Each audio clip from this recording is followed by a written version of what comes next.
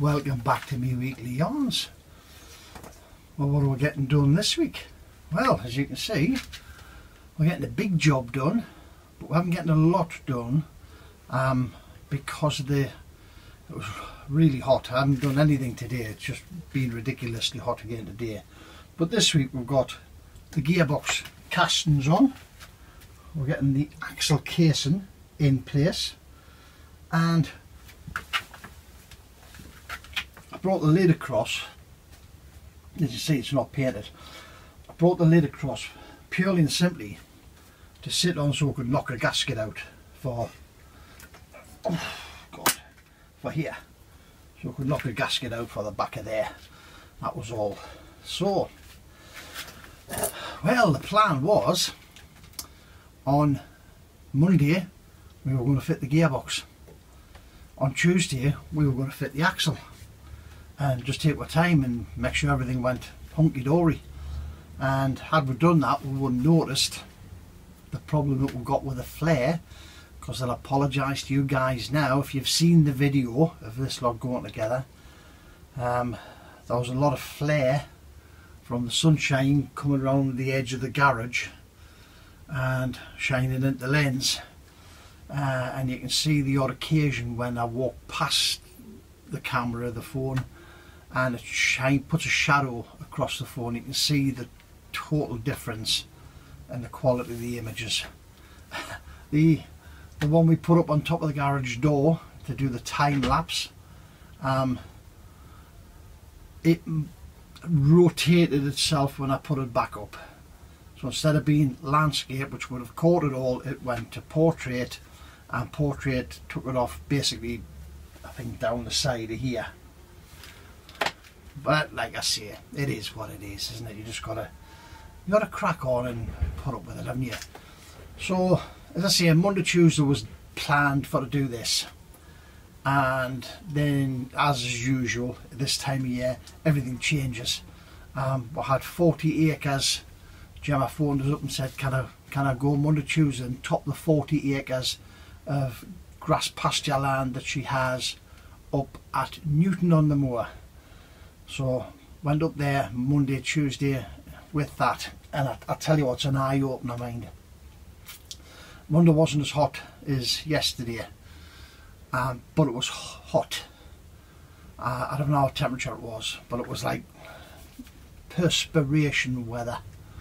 But I was in a Case tractor, modern one, lovely cab on it, air conditioned, air sprung seat, loads of comforts, radio, and even then it was hot and tedious, because every time you had to get out to check things or to move something, it was just hot. It makes you think, doesn't it, when these were the only tractors out there, what everybody put up with. Because I mean, that field was an old rick and furrow field, and I don't know if you don't know what a rick and furrow field is. It's a field that goes across doing this, and back in history they used to have the ricks, and every individual person was given one rick in a different field, and it was so no one had access to the best land and no one was saddled with the poorest land. The idea was the land was shared out and you got your bit. But modern day farming, and what you try and do is you go up the ricks. You can plough it out, you know, you can go in and you can plough it out, but you lose the whole history of the field, and this field is linked to the hall. So it's like, you don't really want to go up and plough it all out and destroy the history of the area. And in the middle of it is what looks like a gravestone, but it's not. It's a marker stone which says Newton Moor, and it's right in the middle. So again, you don't want to go digging that up there and losing the history of the place. So what we do with the modern day tractors, you try and go up and down the ricks, and then you take a cut off one side of the rick, you move, or you take the cut off the other side coming back down. So you clean it up that way. But halfway around this field, the ricks continue to change direction, and it must have been, I don't know whether it was the way the water ran off the moor, or whether the way the sun was late in the afternoons up there, but you couldn't go around the field getting smaller and smaller. You couldn't go up and down the field all the way across. You had to pick a patch and just go up and down the ricks in a patch and clear off what you could. But as I say, it gives you time to think about what these guys suffered out in the open. This tractor had a bit of a spring seat on it, but nowhere near as good and comfortable as the case. I think it's only 2-year-old, so you can imagine it's got all the mod cons. Not like this beautiful old girl, but I tell you something, 50 years time this will still be here. That modern case will not be. It'll be away. It'll be melted down and it'll be tin cans or something. That's what'll happen with that. But anyway, so I haven't got my 2 bolts put in yet. They're still sitting here. Again, it's just been far too hot. But look what came in the post this morning. The injector tester. That came this morning. But the funny thing is, up here, it's not tight yet. I haven't set it up for obvious reasons. There's a little bit of damage on the bezel here, and there's a dent up here. I've been in touch with the people I bought it off, and I've sent them a picture of what it looks like. So I'm waiting. That's why I haven't tightened anything up. I'm waiting to see what they say about this. I need something nice and sturdy to bolt it to, whether it's going to be a piece of wood or whether it's going to be a piece of steel. It depends on what we can find kicking around. The little nylon bottle's got a fuel filter inside, a little nylon bottle, and I remember this from the days when I was an apprentice. Trying to cut threads on nylon was an absolute nightmare. Your tools had to be so incredibly sharp, because if they weren't, all you would do, you'd end up pushing the nylon out the way. You could never ever cut a clean thread. If you were using dies, that had to be like basically the first cut of that die. But 9 out of 10 dies just tended to force the nylon into the middle, and as soon as you took the die off, it sprung back out again. So that one, I had to get one of Deb's nail files and chamfer the lead-in thread at the bottom here, because it wouldn't start. The thread was all misshaped, and it's just what happens when you're messing on with nylon. But we tidied the thread up. We've got the fuel bottle on. We've got our 2 pipes, which are for different sized injectors. And let's see what we'll do. We're going to wait for a reply for the damage to this. I'm going to see what they say about it. See what they come back with before tightening it up and start to put fuel through it. If you've seen the video of us assembling this, at the end of that, just a minute, I'll move that in case I knock it off. It is tight in space in here at the minute. We did say the next job was going to be in here. We're going to put the shafts back in, the support snout, and we're going to set the clutch linkage up here and release these 2 plates, and then so we can do the adjustments on the clutch. Right, so in order to do that, been across the farm and I picked up my bits and pieces. Let's have a look at what we're getting. Picked up all the gear. So we've got the forks in here. SCE 34 is that tiny little roller bearing. So SCE 34, that's the roller bearing that runs on the back of the throwout bearing. In here, runs on these 2 ears that's on the clutch throwout bearing. The thing is, this outer face here where my thumb is not the bearing. the bearing, will it focus? The bearing is that tiny little bit in the middle. The outer bit is purely and simply a wear surface. You get the bearings, and I think I got mine online from a company down the south. After a long job of measuring, searching, phoning different people, because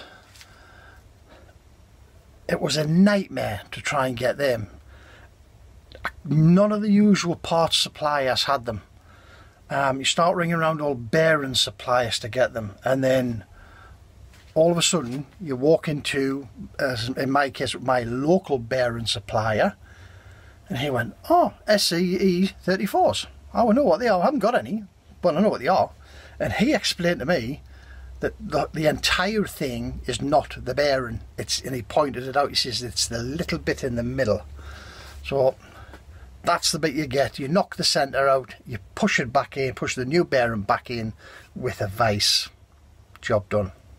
So I've got all our clutch bits. Little bag of bits and pieces that's left over there. Well, not left over, you know. So we've got what other clutch bits. And these are for activating the clutch brake. This is what I've been calling this a PTO brake for ages. It's actually a clutch brake. It brakes on that surface there, on the input shaft. Stops your input shaft from turning, which allows you to change gear without rounding the edges off your gears. And that's why all my gears were rounded, because when I bought the tractor, that's all that was left of the what we now know as the clutch brake, and even that was lying loose in the bottom of the gearbox housing. So this replacement comes from Colin Stewart. A little picture up here for you. Colin Stewart, one of the parts that he supplied for us, along with that input shaft. That's the input shaft that came with the replacement gearbox with this on. I have an input shaft on the gearbox that I took out, hasn't got this on. On the coupler, you can see in the middle there's a wear patch where there's been an arm with a friction pad on, pushing on top to activate as a brake, not this type. And Colin must have picked up on that and sent me that input shaft down to match it. We've got clutch pedal, throughout bearing and carrier, new bearing being put on here. I put this on way before I started videos. In here, in the back of here and here, was worn two very deep grooves due to the fact that those little bearings, the SCEs, had froze or had collapsed, basically knackered, and they were rubbing in here. So I've welded these up and dressed them off, so that's ready to go back to work. So this is the shaft, goes through your gearbox, your forks go on. I've got a little bag of goodies here with the keyways and everything in, because there's two keys that go in here, and there's other fittings. Little bits and pieces need painting. That's the external activator. This piece pushes on here, turns this little dog on the side, which turns that, which turns that, which activates your brake. So bits and pieces, these all need painting, but this is the pedal off the diff lock. It's just in this bag because all these bits were off the external sides of the gearbox when I stripped them, and they all need, like that, they all need to be rashed with red oxide. That'll need a coat of paint before it goes on. Nothing else needs, no, that needs red oxiding, and then made brown. The pedal's going to get browned. This is going to get done brown before we do this, put this together. So it'll be the next couple of days for that. Right, when we made these legs for the back of here, they go on to where the hitch brackets hang. The plates, the hitch plates, are 1/2 inch thick. Then you've got your tab washers and everything else on there. So this is 6mm or 1/4 inch. I screwed a couple of the big 3/4 bolts in by hand to measure how much packing we were going to have to put on the bolts on here in order to stop them bottoming out inside and still having a grip of the plate. The gap was 5/8, so we decided that we would need four 3/4 inch washers on them. These are table 4.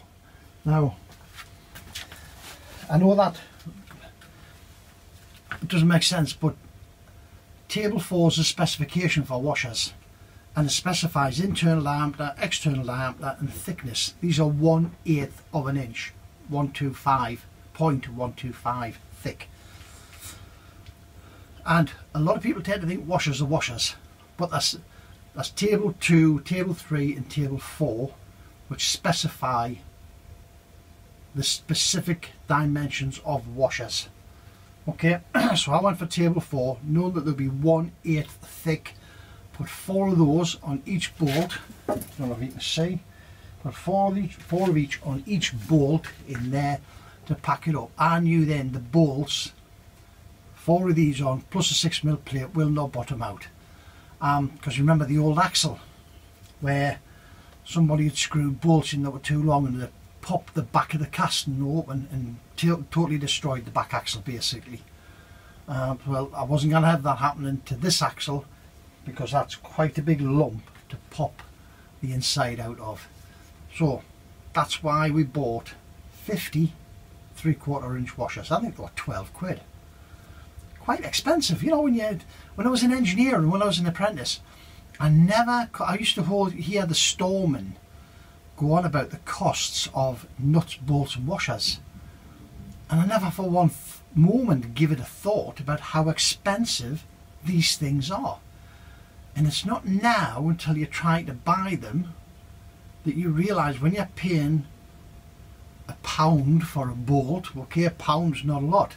You buy 100 of them, you buy 200 of them, or like an engineer factory, you buy a couple of 100,000 maybe of them for a job. That becomes a lot of money, and you can understand then why people get upset when the staff start filling their pockets with them and taking them home. A lot of money just walking out the door there.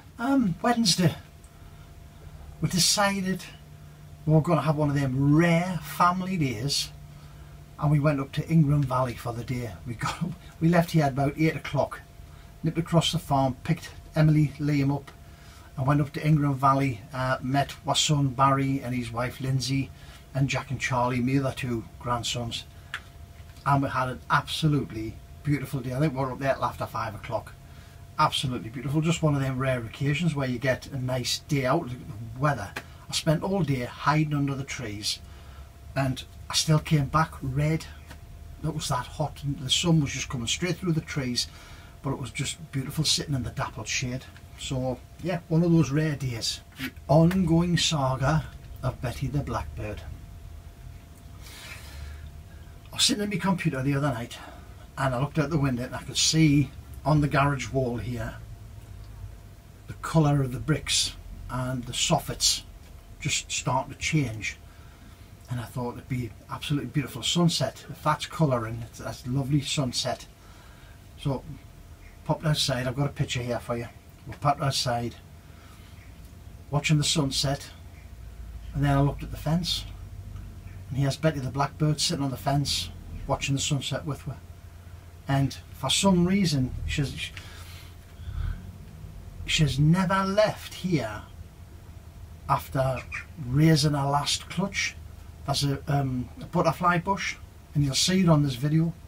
There's a butterfly bush opposite, and she's living on the fence in behind the butterfly bush, out the sun, in the shade, and she keeps coming down getting fed and watered. And I say you can see her clearly on this video. She's sitting up on top of the fence watching us, watching the sunset. I don't know what's going on. I think we've adopted her. I don't think she's going to be leaving now. When I bought this as a tractor, which was the 11th of January 2001, in my mind I always considered that the front end of the tractor was going to be the big job. The back end wasn't going to be a problem, and yet it's turned out to be a total reverse. That end, and I don't know whether it's because I've done engines, a lot of engines before, like my Lister, other engines that were had for cars and that we've rebuilt, stripped them down, the bare blocks, rebuilt them, put them back together, got them running. And I don't know if it's that because we've done that, there's not an issue with that. Before you open them up, you know what you're going to get, you know what you're going to expect. From here to here, never touched a tractor's gearbox, hydraulics, final drives before, and therefore this lot's all new to me. Massive learning curve. What's it? Washer sitting there, look. Oh. Massive learning curve. Good learning curve, thoroughly enjoying it. But from here to here, it's going to take a lot longer to do than there to there, and I would never have thought that. A couple of weeks ago I had a comment stroke question from John Hughes, and he's looking to increase the hydraulic pressure of his DB990, and I had a look into it, and I don't think you can.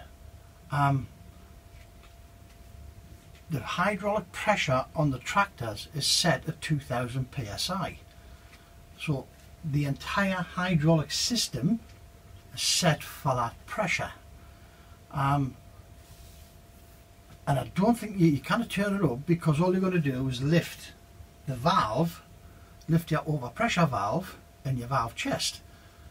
So if you increase the pressure at the pump, which I don't think you can, you're just going to blow it all out in this side anyway. On here, John, is a set of camel's humps. There's two outlets, one on top of here and one on top of these two. This is your flow and return, the flow to, or is it the flow and return to your valve chest. Right, now what you can do, you can take the top off this one at the camel's humps, put a pressure gauge in, start your tractor up and see what pressure you're getting. If you're not getting 2000 psi, which you should be, because that's what the pump is designed to put out, just remember as well, there's also an overpressure valve on top of the pump if you've got a Plessy pump. So getting back to this, you put your pressure valve in, start your engine up, see what pressure you've got. If you haven't got 2000 coming off your pump, you then need to start and look into what's going on at the pump. You know, is your impellers worn? Is your rotors worn inside the pump?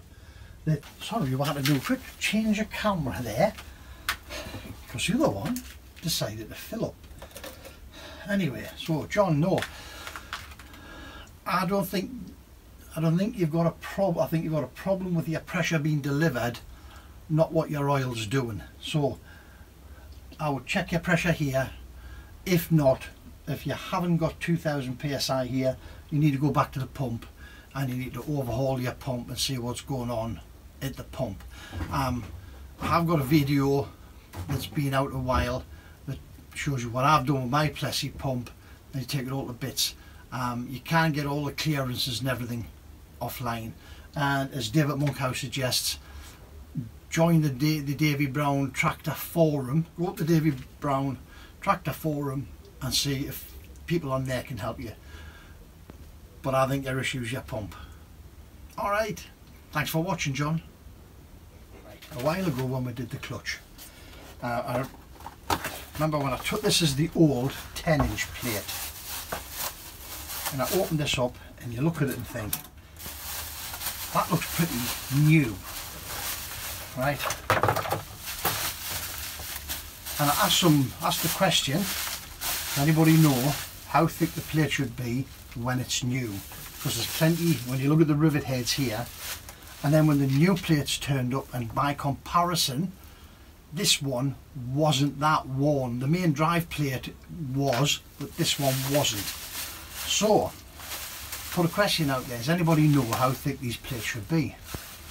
And Woolley Anderson's come back with, the 10-inch plate should be 0.320, 320 thou. That one is 316.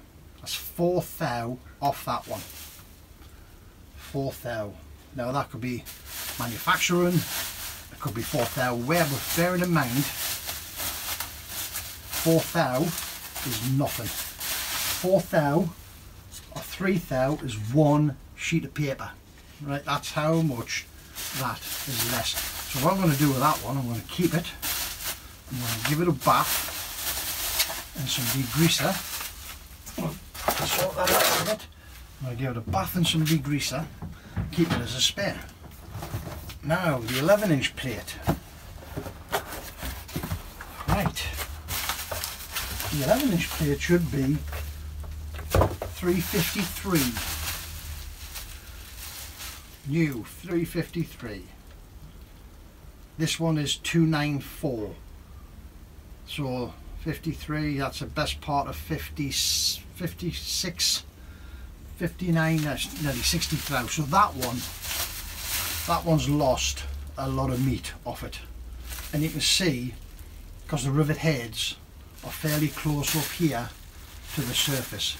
So that one can go in the bin because it's finished. The PTO one will wash, get it cleaned up, we'll put it into storage.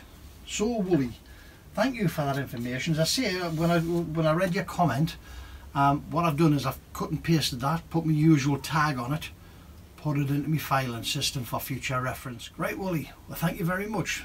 Much appreciated. I love people when people send me information like that. As I say, I cut it out, paste it, file it away for future reference. But all sorts of useful information for us all out there. But with regard to John Hughes, if anybody can answer John Hughes' question, please pop on, leave a comment, get in touch with each other through email, whatever, and see if we can get it resolved.